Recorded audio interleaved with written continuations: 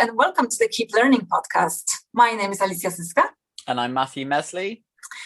And today we have a special episode. And this special episode is, on this extraordinary year, as the academic year is coming to an end, we wanted to reflect a bit on what has happened since the pandemic became the defining feature in our lives, because everything changed pretty much overnight, didn't it? Yeah, basically for me, it meant starting a new job remotely and never actually seeing my team in person. So starting that. Yeah, but you came in and you basically hit the ground running. And I think maybe it is because we are a really good team, I would say. And we all, we are, aren't we? And we worked together and supported each other. And maybe through our own resilience as a team and creativity, we were also then able to support our students. So we were kind of understanding them, but also coming from that safe space of the team that we created. I think also we were coming at it, but we hopefully we understood some of the challenges that students were facing, because we were facing them ourselves often, in terms of we had to learn a lot of new skills. We had to, such as putting resources up from Panopto, Camtasia, even things like PowerPoint, which I thought I was good at, probably needed to improve at, but also just working in an online environment. For many of us, while we had Skyped and things like that previously, we hadn't necessarily used Zoom or Teams that much beforehand. Yeah, I remember testing Zoom with our team leader Christy and her husband on a Saturday night, just before that Monday when we went fully online. We were like, what is Zoom? How do you do this? You had to kind of try it and adapt. And I think that this shift first to blended learning and then the fully online remote learning was really difficult for everyone, as you say, students, lecturers, professional services, us, everyone, right? We all adapted together, learned together, made mistakes together. No one was spared, no one was prepared. No one had a recipe for how to do things well. And we experimented. I remember trying to learn from Open University and seeing, how are they doing it? But it was a lot of despair at the beginning. Especially because there wasn't a sort of, a rule book of how to do a lot of these things as well, was there? There were, you blindly sort of Googling things to try and find information. And sometimes there was a little bit out there, but you also just had to, try and experiment and sometimes innovate, hopefully, at times too. Yeah, and on top of that, I think there was also that profound fear of, what is this virus and how much are we going to be affected? And people were affected. Yeah, we were hearing, numbers every day going up, and people dying, and just a kind of atmosphere of fear and uncertainty and not knowing what's going to happen the next day, the next week, etc. But at the same time thinking, this is just temporary. Yeah, we just have to survive this. Everything will change at some point and we'll come back to normal, which is probably more and more unlikely as we go. I think we definitely underestimate how scary it was at the beginning. It was scary, even sort of like walking out, to going on public transport or going to your university again, because you weren't sure what was happening. You were hearing about things happening in other countries. And there was that kind of attitude that, is this going to happen here? We're not sure, kind of thing. And obviously it did. But it did I think it did have a huge obviously going to university can often have an impact just generally on people's emotional well-being, and I think the pandemic has had a huge impact, an extra level on top of that towards how we're feeling and coping. So yes, and I think a lot of people say that it amplified everything, right? That small problems became big problems, but big advantages that some people have became even bigger advantages, right? So this kind of gulf between haves and have-nots, or privileged and underprivileged, actually just became even bigger. And I think it kind of amplified, but it definitely amplified what was already there. And I also think it also made things that perhaps weren't spoken about more sort of out there. Does that make sense? Like, I think it made things that were invisible more visible. So I think I suppose that is a plus point of it, that we're perhaps talking about this more, about emotional well-being and things like that. Yeah, so. I think because we lost a lot of things that we took for granted before, right? And we'll talk about it later, but the informality of the social aspect of learning, of the university experience, which is big. Yeah, I know some students come to university just for the social experience, right? And or this is like the driving force, and all of a sudden it's gone and the entire experience changes. So yeah, but I think it's also important to kind of acknowledge that there was a real variation in how different students experienced this time, because this experience depended on where they were in their degree, where they were geographically, what kind of spaces, and we talked about spaces last week, in our last podcast, and learning spaces, etc. What kind of spaces, technology, etc. Students, it's interesting how I feel that students in the first and last final year were the most affected, because everyone in between, obviously they were affected as well, but they had already established their kind of friendships or informal circles, and they weren't yet getting ready to start planning their future, right? Because they were somewhere in the middle. But first year, oh my God, I mean, these students were already disturbed in terms of their A-levels, right? And then on top of that, they come to a university where they cannot have the same opportunity to meet people, to get into these circles, societies even, right? Get to meet people who have similar interests, etc. Yeah, I think although it's been a long time since I was a student, we forget how sort of long it takes to create those bonds as well sometimes. That obviously you do sort of have those instant friendships and things like that, but within your seminar groups or your subject related groups, it can take weeks or months for you to build connections in those seminars and to feel comfortable talking about the content that you're learning. So I think that's a really important point. On the other side, though, some people have said that I suppose for those coming into this, they didn't know any difference to some extent at university. So maybe they were able to sort of bounce into it a bit more. But obviously it depends how you're feeling and how you're reacting. So. But it must have been hard for someone to be, let's say, in the halls and definitely just limited to a small room, and eating, sleeping, thinking, watching lectures there, doing all your life happens between these four walls, and that's not a big space. We're definitely speaking from a place of privilege, aren't we, when we've got our own homes.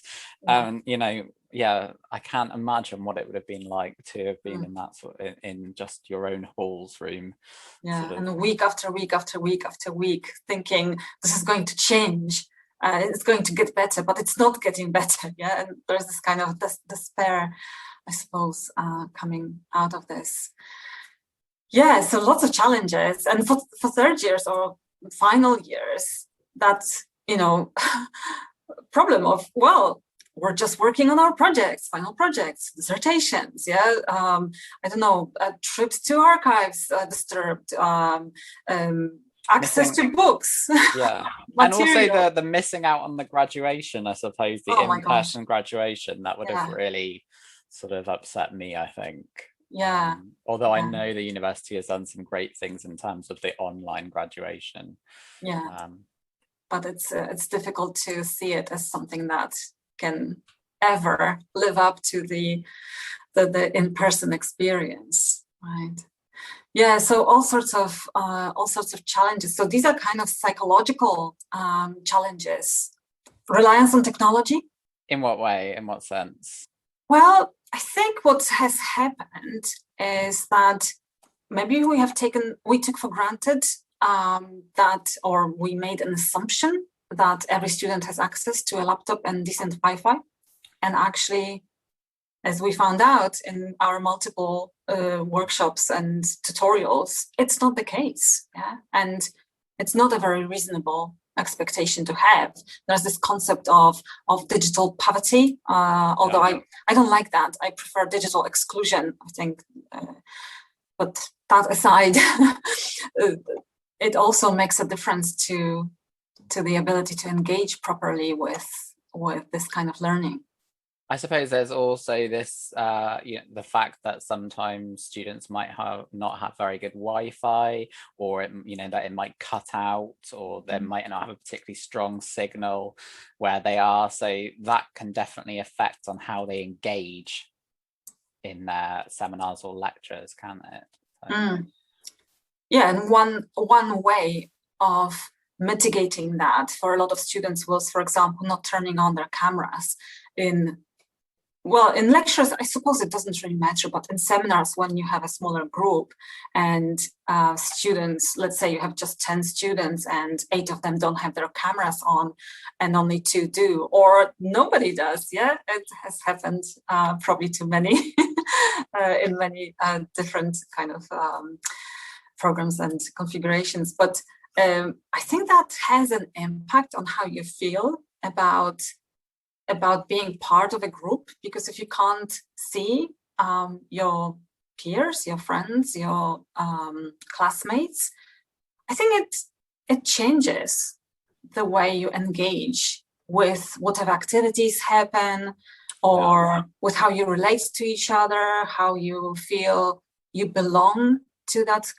community.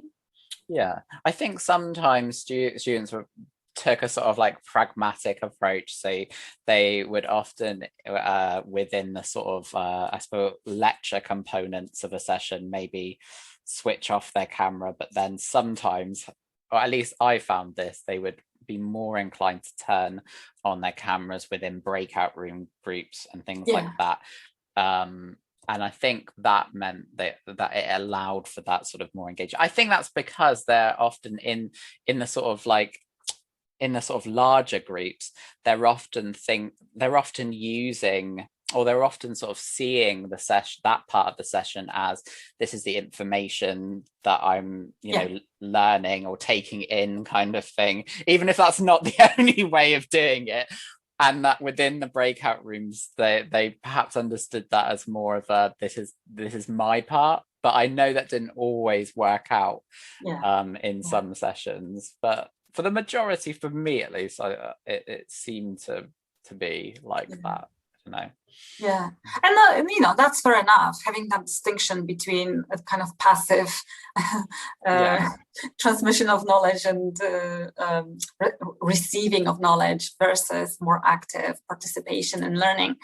Although obviously sometimes it just kind of extended onto and I also found it interesting that the online spaces created a lot of apprehension and anxiety and fear in terms of engaging. So sometimes, students would drop out just before you put them in the breakout room because there was just too much anxiety in terms of who I'm going to be there with.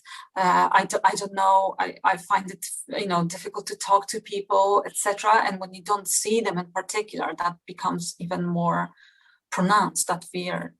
Yeah, I think that's it's interesting because I've heard it from both sides. I've heard some people say that they've been feel that they've been able to speak more in online Yeah. environments because they feel like they're not in like a public space, and so that they have a bit more confidence there. But at the same time, yeah, I know that other people have found it, you know, they don't want to necessarily engage when you ask questions, and I think that also, yeah, that I think that also maybe put that sort of pushes us, if you know, the lecturers or the people in charge of the sessions, to really sort of think about the different ways that we can engage people, I suppose.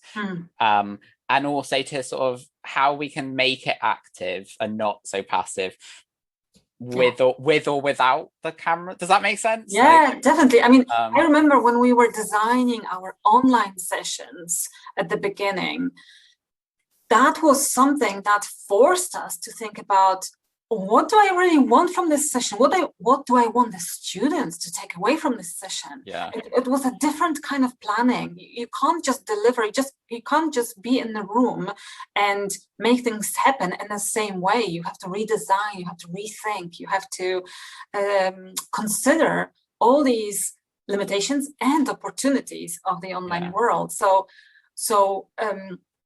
it was impossible. I think that sometimes there's this kind of public understanding that we just moved everything online, but no, we didn't. Yeah. Everything got redesigned because it's not possible to deliver in the same way, to have the same kind of dynamic online as in the classroom. I mean, even when you have, you know, breakout rooms as opposed to normal group work in a classroom, you can't move between them. You can't just kind of see that someone needs help and pop over and have a conversation, etc. But I mean, you can obviously drop in on a breakout room, but but it's not the same, because that's a much more kind of conscious joining of the conversation, or I don't know. And that was I remember it was quite funny, because sometimes I would jump in and there would be some conversations going on. I'd be like, what are people talking about? But yeah, definitely, where I think I mentioned this to you before, that you miss out on that space where you would hear what they were talking about to get to that point. So you would always have to like go in and say, so what have you been talking up to now? Whereas before, you could kind of like, you know, you could hear with one ear whether people were engaging or whether people understood the questions that you had set and things like that. So it does take, I think it has taken a lot more thought. I'm going back to sort of like the more active and you know, different active ways of engaging. You know, I know we've both used polls, for instance, within our sessions. We've enjoyed that. And that, but you know, things like Mentimeter, where you can have that kind of engagement, but do so anonymously. I think that's quite a nice, it'd be interesting thinking then, sort of like in person seminars and lectures, how can you continue that? Does that make sense? Where you can keep that sense of it, people can engage in different ways, but so and that's an interesting thing, isn't it? Because what the reality of the classroom allows us to do is kind of to do both, you know, be in groups and together, which is something that online spaces, or at least, you know, Zoom, which we use, maybe there are some platforms which allow you to, you know, be in groups, but also in the room as well, and to see what's going on. I don't know if something like this exists, but they should think about it. Because I think that notion of being more kind of intimate in a smaller space, but also the part of something larger, is very, very important. Not to be, because that kind of prevents the feeling of isolation, right? Which I think is the the problem of online learning, that that it's so easy to feel isolated, so easy to feel not part of the group. You don't have any of that informality that comes with just, bumping into people in the corridor, or just, chatting after class or before class, or just kind of, seeing people and making faces, and then, because you can't do it on Zoom, right? Every time you look at the screen, you think you're looking at the person, but that person has no idea you're looking at them, right? Because there is no connection. So that informality, that's something that comes so naturally with being real people, real humans, and something that we, I think, took for granted for a long time, disappeared just overnight. And I think we were all very confused as to how to deal with it. Yeah, it'll be interesting how well. I'm sure we won't have to learn again how to be informal, but it'll be interesting to see how that sort of start up again. And I think we talked about it. I completely agree with you about the sort of informal spaces that people have missed out a little bit within Zoom. The sort of just the bit the sort of the spaces where people can talk about their anxieties or uncertainties about particular assignments or work that they're doing, which sort of allow for, I don't know,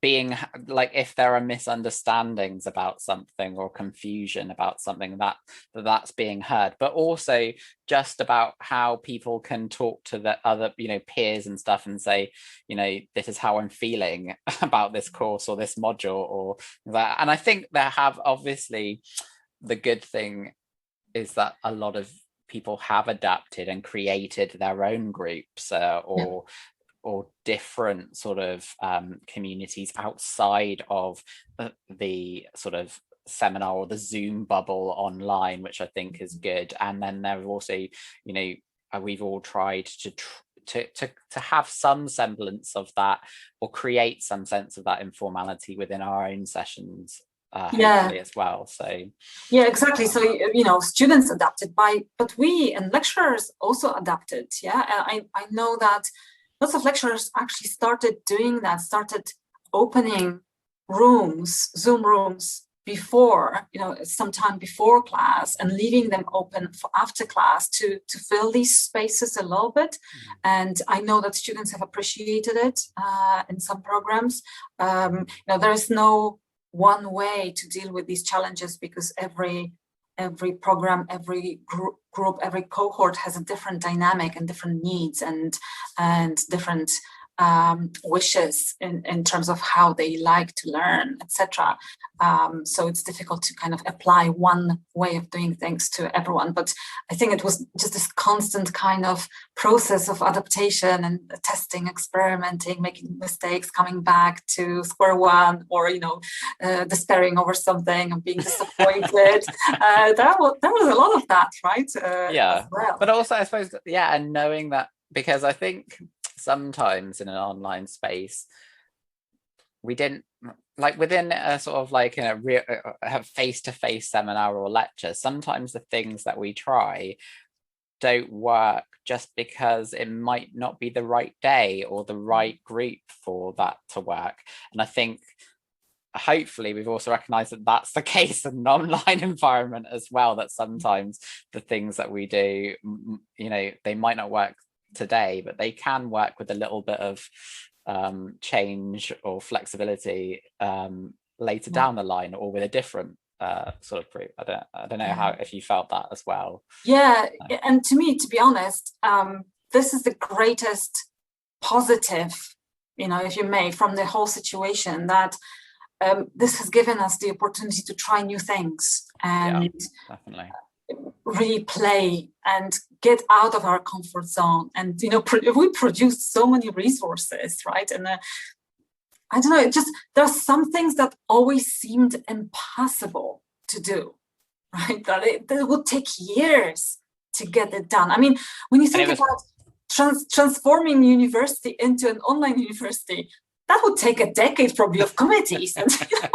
regulations, decisions. I know. I mean, it would have its place because that would be done properly. But, in this kind of climate of emergency, we just did it. And not very smoothly necessarily and with bumps on the road, but we did it.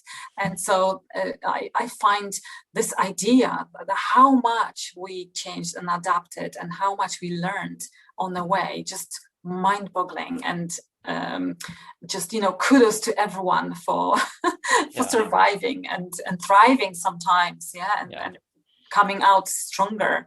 I think I totally agree with you. I think it has been challenging, and some people have found it more challenging than others, but like I think we should all look back on this year and be like, you've done a good job.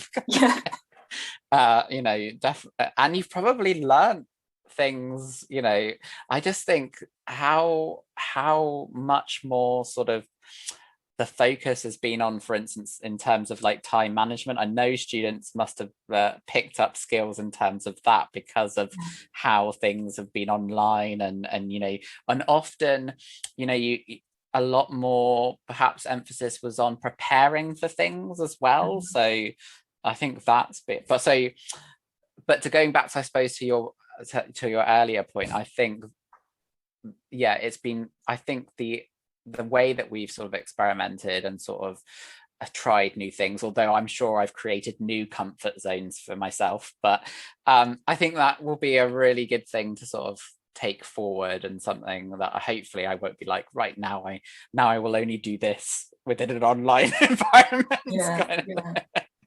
I mean, there are positives, from the situation. So we mentioned this notion of adaptability and learning new things and becoming more resilient, maybe. But also, I think even though it separated us, definitely it did, physically, geographically, sometimes emotionally, but at the same time, I think that it also brought us together through technology. We have this kind of unprecedented level of communication and connection, because we can meet with people with whom otherwise arranging an in-person meeting would be impossible, right?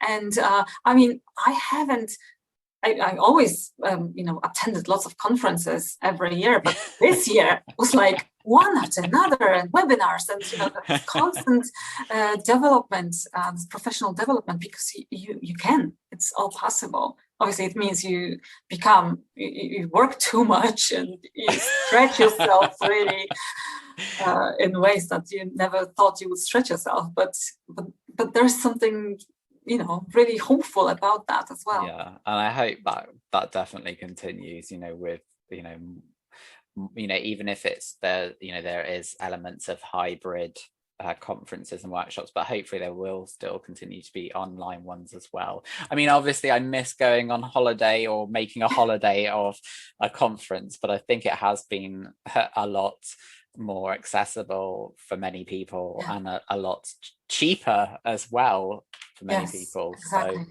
and that accessibility, I think, is another important element, positive element that is kind of a byproduct of the situation, right? That for a lot of students who maybe had to commute from far away, or for students who have particular learning challenges or physical challenges, it became easier to engage with the material, everything recorded. You can just play it back. You can, make notes. You can watch it at your own time, not when you feel exhausted, but when you have a good day. And all sorts of small adaptations that felt impossible in the past to make. Now all of a sudden they kind of have it. And it's quite interesting that a lot of universities have reported a reduced attainment gap. That's really interesting. They still don't know why. We still don't have enough data to explain that, but it's observable that students who were underperforming actually started performing better. And unfortunately, a lot of students who are overperforming maybe took a hit because of the changed environment. But I think, it's an interesting positive impact that will take some time to kind of disentangle. I wonder if it's because it's allowed that a lot of people, I know, like at university, if I had like a bad day, I just wouldn't want to go to a lecture, but you might be more inclined to just switch on, well, not switch on your camera, switch it off and go on to a lecture and just sort of be there in your bedroom with your cup of tea or whatever, than having to face the world. Does that make sense? Yeah, it does. And on the other hand, there might be students who, in the past couldn't be bothered to come to a lecture, but now feel like, oh, actually, you know what, I missed it. I missed that experience, and I would like to come to that big room and be in that community of learning and feel like, oh yeah, okay, there's 100 students here, and I don't know, 75 of them, but we're part of something together, and I think it's a nice feeling to have. Yeah, definitely. So I was wondering about your object. Yes.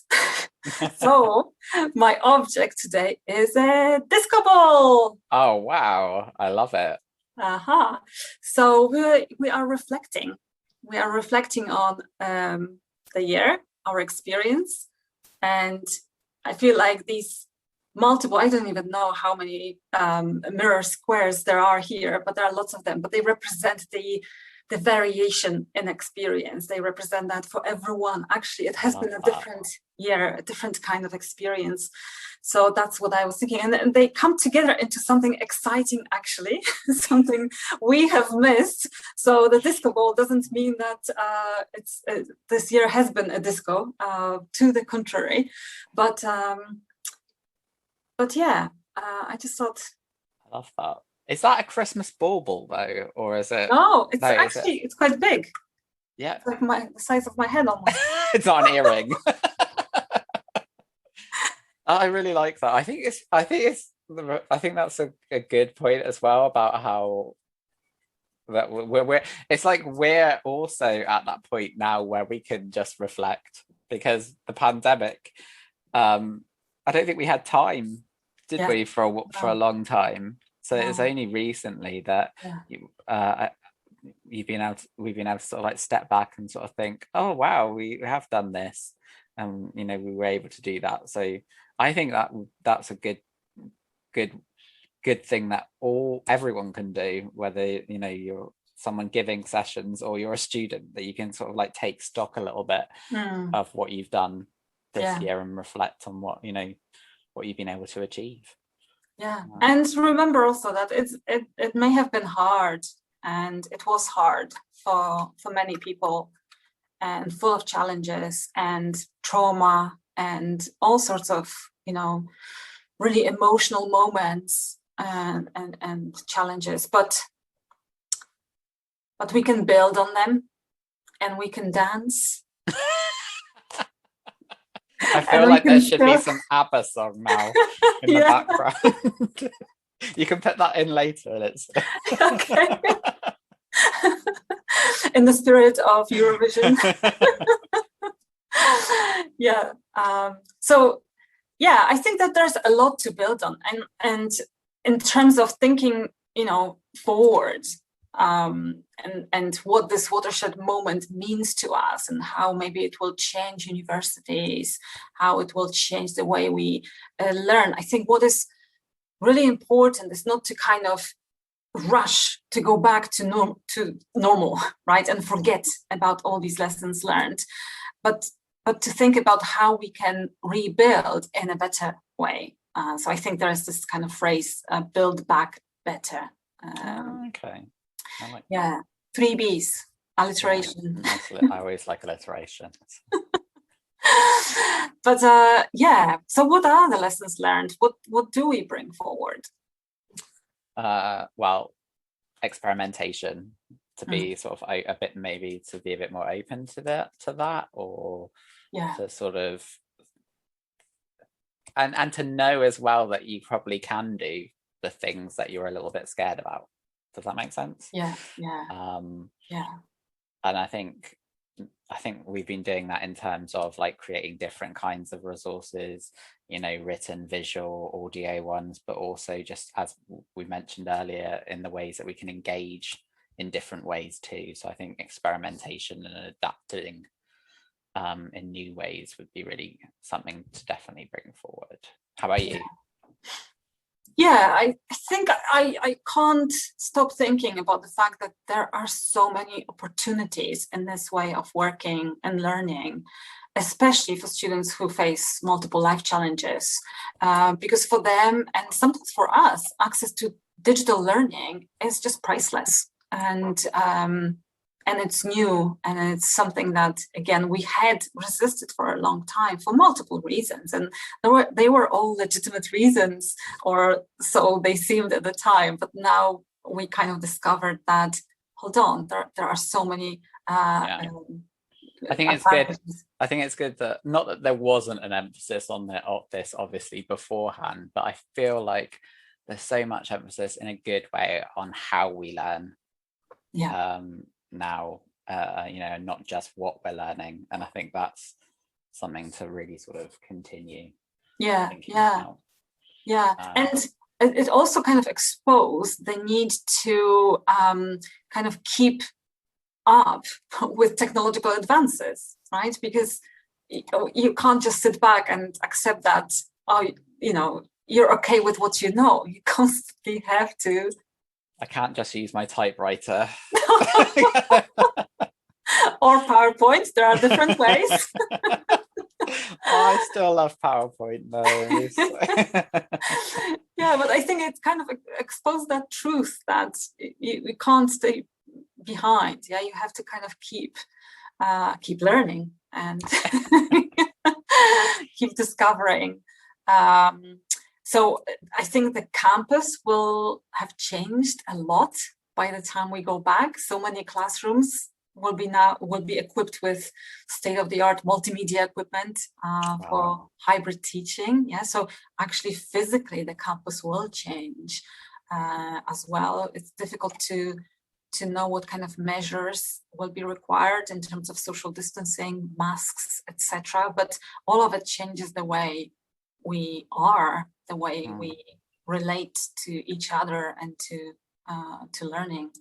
And then it will be interesting then how we sort of relate to online spaces once we're also back in face-to-face spaces as well. So. Yeah.